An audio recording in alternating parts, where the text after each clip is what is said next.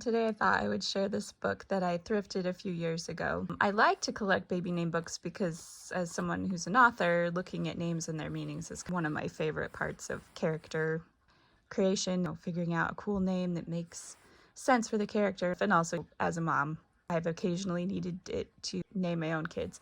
Anyway, I had never really actually looked at this book before because I think I bought it after I had my last kid, but now I'm pregnant again. So anyway, I was looking at this one a couple months ago before we found out the gender of the baby with my daughter, and I was like, oh, it's so cute. It has two ribbons, so like there's a pink ribbon for the girls section and a blue ribbon for the boys section, so you can like mark where you are, your favorite names or whatever. And my daughter and I looked through the names, my teenage daughter, a few months ago, and then I was like, oh look, in the back she has like fashionable names for the decades, and I was like, oh, that's kind of fun and cool. It goes up to the 2000s. This book was like published in, but anyway, then they have names from around the world, and I was like, oh, that's so cool, you know, like it's kind of fun to look at popular names from around the world.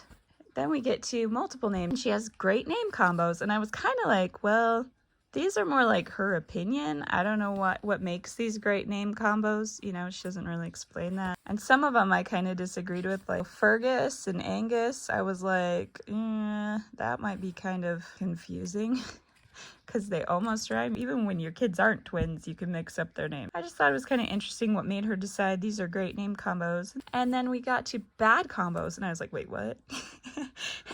How does she determine if they're bad? This is so random. Alexander, Zachariah, and Bart. And I'm just like, okay. Andressa and Vanessa. I'm like, okay, that one rhymes. I guess I get it. Andrew and Andrea. Okay, I kind of get that. But then, like, I read this part, and it says Charlotte, Chloe, and Colette. And I'm like, wait a second. That sounds really familiar. So I come back over here to the great combos, and we have Colette, Chloe, and Charlotte.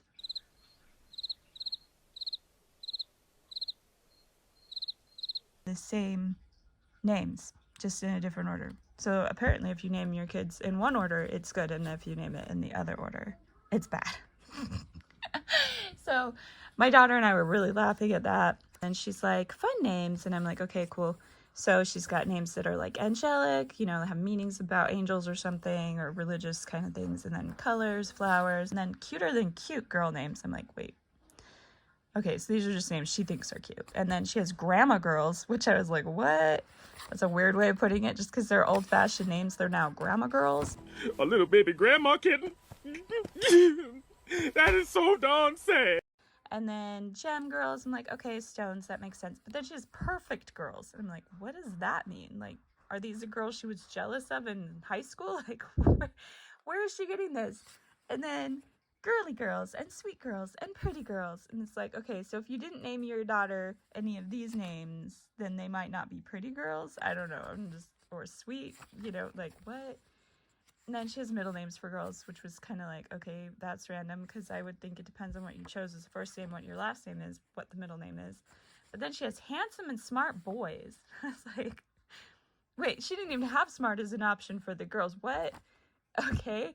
And they're not just handsome or just smart. They're handsome and smart if you choose any of these names. And then middle names for boys, once again, that seems strange. And old man boys. They're not even grandpa boys. They're just old man boys. It's just, okay, whatever. And then biblical girls, biblical boys. That makes sense. Unisex names, you know, royal girls, royal boys. It's kind of fun. And then she talks about nicknames. Now, you should never name your child an actual nickname. You know, give them a real name, you know, like Boo Boo or Bubbles.